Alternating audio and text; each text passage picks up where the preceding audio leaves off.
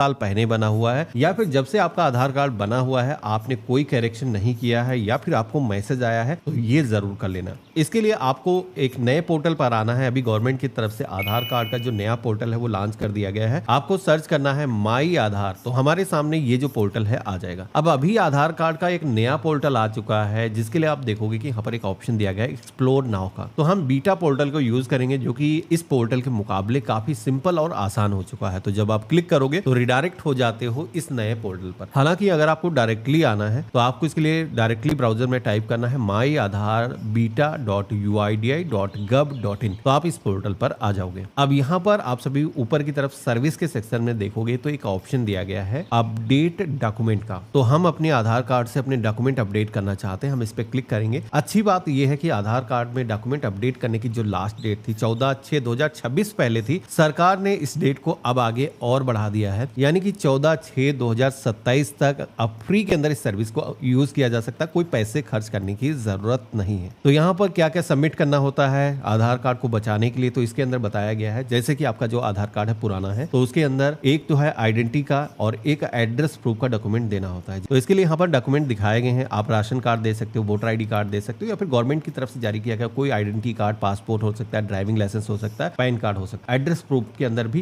बिजली, पानी, टेलीफोन के बिल के कई सारे ऑप्शन मिल जाते हैं। तो सारी चीजें मैं लाइव आपको दिखाता हूँ, ज्यादा आपका टाइम नहीं लेता हूँ। क्लिक टू सबमिट के ऑप्शन पे क्लिक करेंगे तो यहाँ पर अब आपको काम करने के लिए सबसे पहले तो आपको अपना जो आधार नंबर है वो दर्ज करना होगा। साथ ही में ये कैप्चा कोड दिखेगा, सेम आपको यहाँ पर दर्ज करना है और लॉग इन विद ओटीपी वाले ऑप्शन पे क्लिक करना है। तो हमारे आधार कार्ड से जो भी हमारा मोबाइल नंबर लिंक होगा उस पर वेरिफिकेशन क्लिक ओटीपी आएगा और इसके बाद में आप लॉग इन हो जाओगे। तो अब आप देखोगे कि आधार कार्ड के अंदर डॉक्यूमेंट अपडेट करना काफी सिंपल हो चुका है। आप देखोगे कि 2 स्टेप आपको कंप्लीट करना है और बाकी के 2 स्टेप गवर्नमेंट कंप्लीट करेगी और उसके बाद में आपके आधार कार्ड से आपके जो डॉक्यूमेंट है वो अपडेट हो जाएंगे। तो यहाँ पर कैसे होगा, नेक्स्ट करेंगे तो यहाँ पर आप सभी लोग देखोगे कि सबसे पहले तो इन्फॉर्मेशन दिखाई गई है। तो ये जो इन्फॉर्मेशन है वेरीफाई कर लेना है। देखो एक चीज बता देता हूँ, ये जो प्रोसेस हम कर रहे हैं यहाँ पर आधार कार्ड में हम डॉक्यूमेंट जो अपने अपडेट कर रहे हैं, आसान भाषा में अगर हम समझें तो आप एक तरीके से आधार कार्ड की री-केवाईसी कर रहे हो। और ये करना इसलिए जरूरी है क्योंकि आधार कार्ड हर जगह पे लगता है, बैंक खाता खुलवाते हो, कहीं केवाईसी करते हो। तो सरकार का कहना यह है कि आपका जो आधार कार्ड है हमेशा एक्टिव रहे, आगे चलता रहे, इसके लिए ये काम करना जरूरी है। तो इसलिए यहाँ पर जो इन्फॉर्मेशन दिखाई गई है आपको मिलान कर लेना है। ये इन्फॉर्मेशन आपके आधार कार्ड पर चेंज नहीं होगी, केवल इस वजह से दिखाया गया है कि आपकी जो इन्फॉर्मेशन है वो सही है। अगर इसमें कोई करेक्शन करने की जरूरत है तो उस केस में आपको एड्रेस अपडेशन का फॉर्म भरना है या फिर नाम में गलती है तो नाम करेक्शन करने का फॉर्म भरना है। तो यहाँ पर हम आई वेरीफाई के ऑप्शन पे क्लिक करेंगे और इसके बाद में नेक्स्ट के ऑप्शन पे क्लिक करेंगे। अब इसके बाद में अगला पेज आता है जहां पर डॉक्यूमेंट अपलोड करने के लिए कहा गया है, जो कि डॉक्यूमेंट 2 MB से ज्यादा नहीं होने चाहिए। जेपीजे, PNG, PDF फॉर्मेट के अंदर आप अपने जो डॉक्यूमेंट है वो अपलोड कर सकते हो। तो यहाँ पर हम सबसे पहले तो प्रूफ ऑफ आइडेंटिटी यानी कि POI के ऑप्शन पे क्लिक करेंगे, आसान भाषा में समझे तो हम इस पे क्लिक करेंगे। तो यहाँ पर आप देख सकते हो शुरुआत के अंदर जो भी डॉक्यूमेंट मैंने बताए थे, पैन कार्ड, ड्राइविंग लाइसेंस, इसके अलावा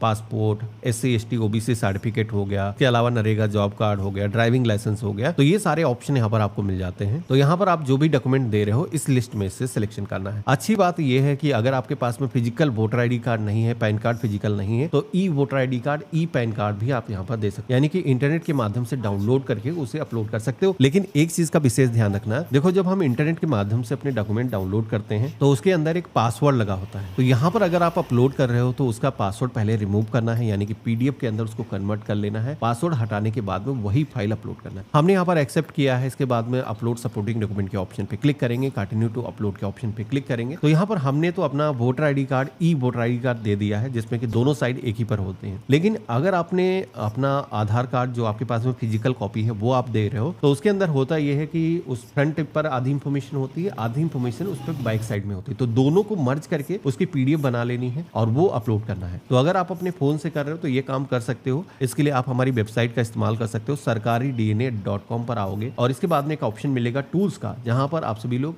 देखोगे कि कई सारे ऑप्शन दिए गए हैं। तो अगर आपको JPG से PDF के अंदर कन्वर्ट करना है या फिर 2 JPG फाइल को आपको मर्ज करके उसकी PDF फाइल बनाना है तो आप यहाँ पर कर सकते हो। इसी के साथ में उसका साइज रिड्यूस करना है, तो ये सारे ऑप्शन दिए गए हैं जो कि आपको काफी काम आएंगे, आपके आसानी से काम हो जाएंगे। आप देखोगे कि जैसे हमने ओपन किया है तो फाइल यहाँ पर अपलोड हो चुकी है। इसका जो साइज है आप देखोगे कि 2 MB से कम था, इसी वजह से ग्रीन बार यहाँ पर आ चुकी है। अब इसके बाद में अगला ऑप्शन मिलता है प्रूफ ऑफ एड्रेस का। तो यहाँ पर कुछ ऐसे डॉक्यूमेंट हैं जो आइडेंटिटी और एड्रेस प्रूफ के अंदर दोनों के अंदर मान्य होते हैं। तो जैसे कि आपका वोटर आईडी कार्ड है, ड्राइविंग लाइसेंस है, इसके अलावा पासपोर्ट है, तो ऐसे जो डॉक्यूमेंट है वो एड्रेस प्रूफ के अंदर भी मान्य होते हैं। तो यानी कि एक ही डॉक्यूमेंट दोनों के अंदर अपलोड कर सकते हो। अगर आपके डॉक्यूमेंट का नाम यहाँ पर इसमें नहीं दिख रहा है तो कोई बिजली, पानी, टेलीफोन का बिल, यूटिलिटी बिल आप दे सकते हो, या फिर बैंक की पासबुक स्टेटमेंट दे सकते हो, लेकिन 3 महीने के अंदर का होना चाहिए। तो यहाँ पर सारे डॉक्यूमेंट के ऑप्शन दिए गए हैं, जो भी डॉक्यूमेंट आप देना चाहते हो सेलेक्ट कर लेना। तो यहाँ पर मेरे पास में वोटर ID कार्ड है और दोनों के अंदर लग जाएगा, तो हम इसे दोबारा से सेलेक्ट कर लेंगे और वही फाइल हमें ब्राउज करके अपलोड कर देना है। तो इस तरीके से हमने अपलोड कर दिया है और इसके बाद में टर्म एंड कंडीशंस को एक्सेप्ट करेंगे और नेक्स्ट के ऑप्शन पे क्लिक करेंगे और ओके करेंगे। तो यहाँ पर अब वैसे तो पेमेंट करने का पेज आना चाहिए था, लेकिन जैसे कि आपने शुरुआत में देखा था कि गवर्नमेंट की तरफ से ये जो सर्विस है अभी अगले 1 सालों के लिए और फ्री कर दी गई है। तो जितने भी लोग हैं जिनके आधार कार्ड पुराने हो चुके हैं, अभी यहाँ पर आकर के फ्री के अंदर अपडेट कर सकते हैं। हम यहाँ पर सबमिट करेंगे तो आप देखोगे कि बिना कोई पैसे दिए हुए हमारे सामने जो पेमेंट रिसीप्ट है वो जनरेट होकर के आ चुकी है। यानी कि ट्रांजैक्शन का जो रेफरेंस ID है, जिसके जरिए हम ट्रैक करते हैं कि हमारे आधार कार्ड में करेक्शन हुआ है या डॉक्यूमेंट अपडेट किए हैं वो हुआ है या नहीं हुआ। तो यहाँ पर ये जो स्लिप आपको मिली है, सबसे पहले तो आपको अपने पास में नोट करके रख लेना है। अगर आप फोन से कर रहे हो तो इसका स्क्रीनशॉट लेकर के अपने पास में रख सकते हो। देखो, इस पे सबसे पहले तो आपका आधार नंबर मेंशन किया गया है, साथ में SRN नंबर ये जो दिया गया है, इसके जरिए आप अपना वर्तमान स्टेटस जान सकते हो। यहाँ पर ये जो डॉक्यूमेंट अपडेशन का आपने काम किया है, मोस्टली लोगों के डॉक्यूमेंट अपडेट होने में जो टाइम लगता है 5 से 7 दिन के अंदर हो जाते हैं, लेकिन ये मैक्सिमम टाइम नहीं है। सरकार की तरफ से मैक्सिमम जो टाइम है डॉक्यूमेंट को अपडेट करने का वो 30 डेज तक का है। तो आपको ज्यादा समय भी लग सकता है, डिपेंड करता है कैसा वहां पर क्राउड है, हॉलीडे वगैरह बीच में तो नहीं पड़ते हैं। तो अब आपको